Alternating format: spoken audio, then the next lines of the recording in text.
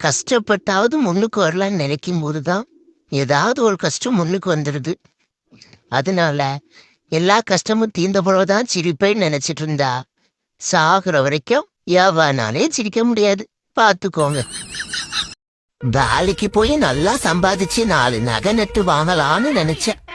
ஆனா என் சம்பளத்தை வச்சுக்கிட்டு நட்டு போட்டு கூட வாங்க முடியாது போல. விலைவாசிய மட்டும் ஏத்தீங்க, சம்பளத்தை ஏத்த மாட்டீங்களேயா?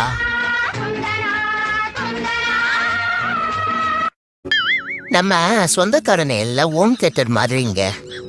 நாம ஒரு விஷயத்த சொன்னா அது அப்படியே 4ஆ பிரிச்சு 4 பக்கமும் சொல்லுவாங்க.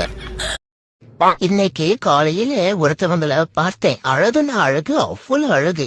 அடுத்த ஜென்மத்திலயாச்சும் இப்படி அழகா கியூட்டா பிறக்கணும்னு நினைச்சேன். அப்புறம்தான் புரிஞ்சுது நான் பார்த்தது கண்ணாடின்னு.